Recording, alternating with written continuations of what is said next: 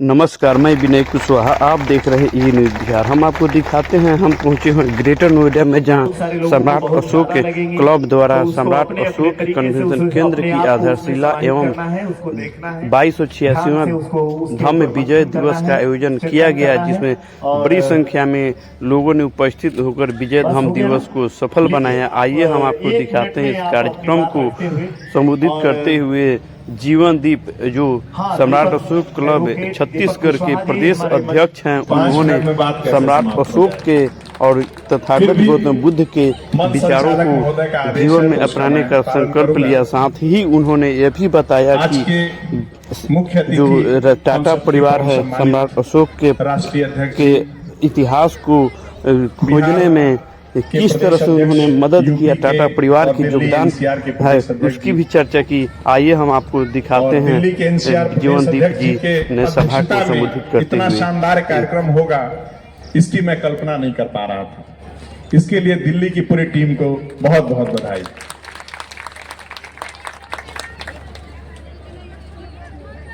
जिस आधारशिला की नींव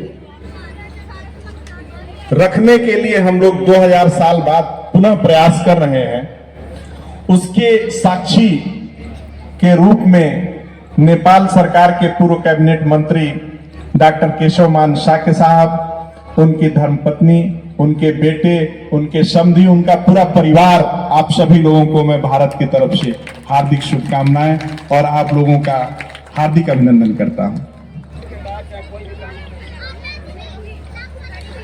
सबसे बड़ा प्रश्न ये है कि आखिर इस जगह में जो हम लोग आधारशिला रख रहे हैं, और यही नहीं, भारत में कहीं भी किसी बड़े कार्य की शुरुआत होती है तो उसके लिए कहा जाता है आधारशिला रख रहे हैं।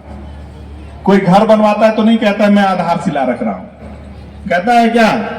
हमारे यहां छत्तीसगढ़ में तो नहीं कहता है। लेकिन जब कोई बड़ा कार्य हम लोग करते हैं तो कहते हैं आधारशिला रख रहे हैं। और सबसे पहले भारत में ही नहीं, पूरी दुनिया में सबसे पहले आधारशिला कौन रखा था? वही सम्राट अशोक महान। तो ये आधारशिला की परंपरा, उसका गौरव की शुरुआत उसी अशोक महान से होती है। और हम लोग खुशनसीब हैं कि दिल्ली एनसीआर का क्षेत्र, जिसको सम्राट अशोक महान ने आज से 2300 साल पहले, 2300 साल पहले ही समझ लिया था कि आने वाले समय में सम्राट अशोक क्लब नाम का एक संगठन होगा, उसके क्रांतिकारी योद्धा आएंगे और इसी दिल्ली एनसीआर क्षेत्र में आधारशिला रखेंगे। इसीलिए उन्होंने गढ़ी अभी लाजपत नगर के पास एक जगह है गढ़ी गांव, वहां पे एक छोटी सी पहाड़ी है, मुश्किल से 2 मंजिला पहाड़ी होगी। उस पहाड़ी पे उन्होंने अभिलेख लिखवा दिया। अभिलेख तो लिखवाया, इसके बाद समय के साथ लोग उसको भुला दिए। लेकिन समय बीता,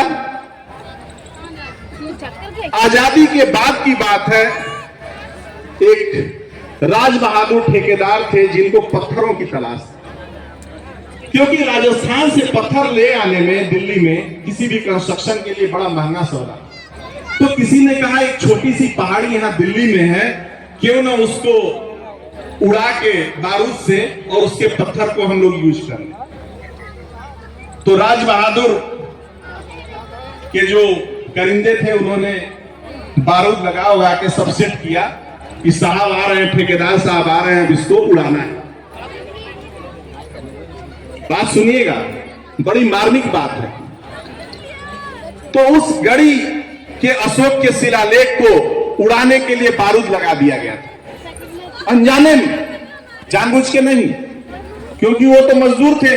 उनको आदेश मिल गया कि इस पहाड़ी को उड़ा के इसके पत्थर को यहाँ के कंस्ट्रक्शन में यूज कर। लेकिन राज बहादुर के मन में एक विचार आया कि क्यों ना इस पहाड़ी को थोड़ा सा हम देख लें, ऊपर से भी, अब तो उड़ाना ही है, देखते हैं इस पहाड़ी पे चढ़ के कैसा दिखता है, ये दिल्ली कैसी दिखती है। जैसे ही वो ऊपर चढ़ते हैं पहाड़ी पे, तो उन्होंने देखा कि इस पे तो कुछ लिखा हुआ है, और उस अभिलेख को देखते हैं, पुरातत्व विभाग की टीम को सूचना देते हैं और वो जान लिया जाता है कि ये सम्राट अशोक महान काव्य लेखक है। इस तरह से एक सचेत ठेकेदार की बुद्धिमत्ता से भारत का वैभवशाली इतिहास बच गया। नहीं तो आज जिस आधारशिला को रखने के लिए हमारे राष्ट्रीय अध्यक्ष जी ने निर्णय लिया कि हम वहां की एक मुट्ठी मिट्टी ले आके इस आधारशिला की शुरुआत करेंगे, शायद हम लोग ये काम ना कर पाए।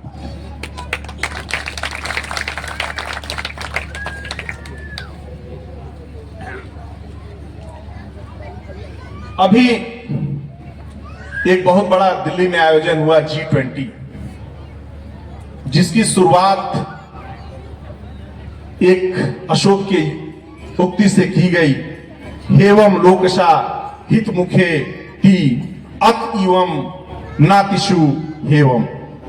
मानवता का कल्याण और सुख सदैव सुनिश्चित किया जाए, ऐसा राजा अशोक ने यहां लिखा। और ये बात कौन कहा? G20 की शुरुआत में भारत के यशस्वी प्रधानमंत्री ने ये बात अपने मुख से, अपने भाषण के शुरुआत में ये बात कही। लेकिन शायद आप लोगों ने मीडिया में कहीं सुना। ये यहां पे हमको लग रहा है 5,000 लोग से ज्यादा ही लोग हैं बैठे हुए, बाकी लोग तो टहल रहे हैं। क्या किसी ने इस बात को मीडिया में सुना? किसी ने नहीं सुना। सब लोग हाथ हिला रहे हैं, मैंने भी नहीं सुना। लेकिन एक रशियन फ्रेंड हमारा है, उसने ये बात हमें बताई कि भारत के प्रधानमंत्री ने इस युक्ति से शुरुआत की, क्या दिल्ली में ऐसा भी कुछ अशोक का भी है क्या ओरिजिनल? क्योंकि उनको भी नहीं पता था। हमने कहा हां है। तो भारत की बहुत सी चीजें जो दुनिया के लोग जानते हैं, मसलन हमारे आदरणीय नेपाल के मंत्री जी जानते हैं, श्रीलंका के लोग जानते हैं, या दुनिया के कई देशों के लोग जानते हैं, भारत के लोग अभी अनभिज्ञ हैं। तो यह भी आवश्यक है कि हम दुनिया के लोगों से जुड़ें। जिस समय अंग्रेज भारत में खुदाई कर रहे थे और बुद्धिज्म की कुछ चीजें उन्हें मिल जा रही थी, तो वो भारत में नहीं रखते थे, क्योंकि उन्हें पता था भारत में जो इसका वारिस है वो क्या है? मर गया है। उनको पूरा भारत ही मरा दिखता था। इसलिए उन्होंने जब खुदाई किया कुशीनगर का, और वहां पे एक स्तूप, छोटा स्तूप, उसमें खुदाई में मिला अशोक की अस्थियां, बुद्ध की अस्थियां मिली, तो उस बुद्ध की अस्थि को उन्होंने श्रीलंका भेजा। और जब पाकिस्तान में उन्होंने खुदाई करवाया, वहां भी बुद्ध के अवशेष मिले। अभी वहां पे हमारे डॉक्टर केशवमान शाक्य साहब गए थे, शायद ये हिस्ट्री पता नहीं इनको जानकारी होगी कि नहीं, लेकिन वहां भी जब खुदाई में अंग्रेजों ने खुदाई किया पाकिस्तान में, तो उन्होंने भी श्रीलंका को भेजा। तो ये भारत के यशस्वी राजा की कमाई थी कि वो जानते थे कि भविष्य में अगर ऐसा भारत के साथ होगा तो हम अपने पड़ोसी इतने अच्छे और इतने प्रिय बनाए कि उन तक हमारी चीजें संरक्षित और सुरक्षित रहे। उसी की शुरुआत फिर से सम्राट अशोक क्लब कर रहा है कि हो सकता है आने वाले 2000 साल में फिर ऐसा कुछ वही पुनर्घटना हो, तो हमारे जो रिश्ते नेपाल से, श्रीलंका से, चीन से, कोरिया से, जापान से रहेंगे, तो फिर हम जग जाएंगे, फिर यह आधारशिला रखी जाएगी। तीसरी और अंतिम बात कह के मैं अपनी बात समाप्त करूंगा। राष्ट्रीय महासचिव सर बार बार इशारा कर रहे हैं, लेकिन मैं भी उनको इशारा कर दिया हूं कि 15 साल बाद मैं बोल रहा हूं दिल्ली के मंच पे, मैं छोड़ूंगा। और 15 साल पहले हमने भी शुरुआत किया था सर के साथ इस दिल्ली में। एक और उदाहरण बता के अपनी बात सर खत्म करूंगा। अभी रतन टाटा साहब को पूरा भारत और खास करके मिडिल वर्ग के लोग उनको हृदय से बधाइयां दे रहे हैं, क्योंकि रतन टाटा ने बहुत छोटे छोटे उपकरण भी बनाए किसानों के लिए, हवाई जहाज बनाए, न जाने क्या क्या नहीं बनाया, लेकिन किसानों के लिए आम मूलभूत सुविधाओं के जो रोजमर्रा की चीजें थी, बहुत अच्छी क्वालिटी में उन्होंने बना के। तो भारत का किसान, भारत का मिडिल वर्ग भी उनको हृदय से बधाई दे रहा है।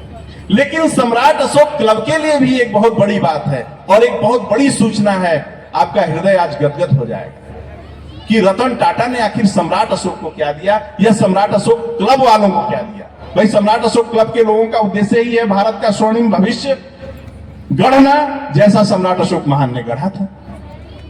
तो बिहार के हमारे प्रदेश अध्यक्ष जी आए हैं, शायद इनको नहीं पता होगा कि जब पाटलिपुत्र की खुदाई हो रही थी इंग्लिश पीरियड में, तो अंग्रेजों ने हाथ खड़ा कर लिया। हमारे पास पैसा, इसी रतन टाटा के 2 पीढ़ी के पूर्वज थे, उनका नाम था सर रतन टाटा। उनका भी नाम यही था, लेकिन सर जुड़ा हुआ था। तो उन्होंने कहा कि मैं एक पारसी जरूर हूं, लेकिन मेरा हृदय इस भारत के लिए धड़कता है।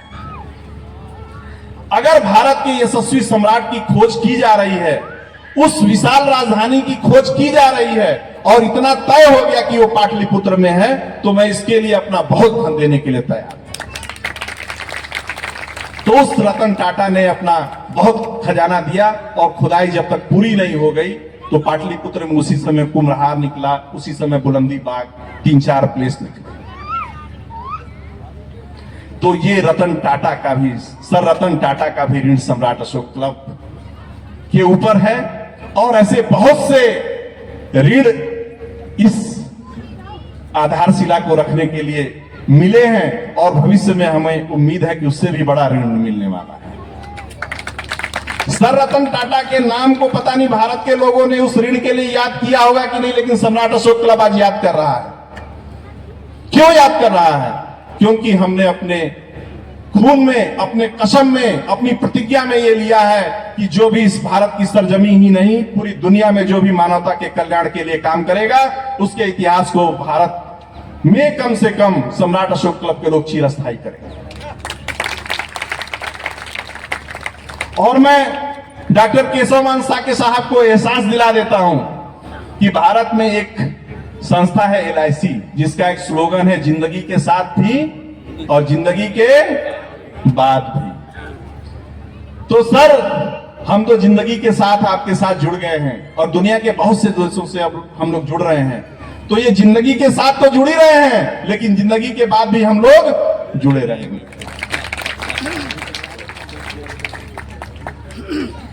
मध्य प्रदेश में संघमित्रा ने एक दान दिया था, वो अभिलेख अभी भी मिला है। मध्य प्रदेश के बुद्ध विहार में खुदाई में मिला है। अगर उन्होंने दान ना दिया होता तो क्या मिलता? नहीं मिलता। चारुमती बिहार में अगर वो पत्थर पे लिखा हुआ चारुमती बिहार अगर नहीं लिखा हुआ मिलता हमें, तो क्या पता चलता चारुमती थी? अशोक की रानी, जिसका प्रयाग प्रशस्ति में अशोक स्तंभ है, उस पे कारुवकी और उसके पुत्र तीवर का उल्लेख है। अगर उन्होंने ऐसा दान न दिया होता तो क्या मिलता? नहीं मिलता। तो अगर जो आप यहां धम्मदान दिए हैं, वो इस लोक में भी, इस समय भी और आने वाले समय में भी वो आपको ये चिरस्थायी कर रहा है। इसलिए खुल के दान कीजिए, धम्मदान कीजिए। और सम्राट अशोक महान ने अपने अभिलेखों में तो दान के सब चीजों में धम्म का प्रयोग किया। धम्मदान, धम्म नीति, कोई भी ऐसा चीज नहीं जो कार्य धम्म से उन्होंने ना शुरू किया हो। इसलिए हम लोग अपने राष्ट्रीय अध्यक्ष महोदय, राष्ट्रीय महासचिव महोदय, राष्ट्रीय प्रवक्ता महोदय और पूरे सबके नेतृत्व में हम लोग ये आधारशिला रख रहे हैं, और आने वाले समय में इसको और विशाल बनाएंगे। इस बात के साथ मैं अपनी बात को समाप्त करता हूं। बहुत बहुत साधुवाद। आप लोगों ने हमें सुना, धन्यवाद।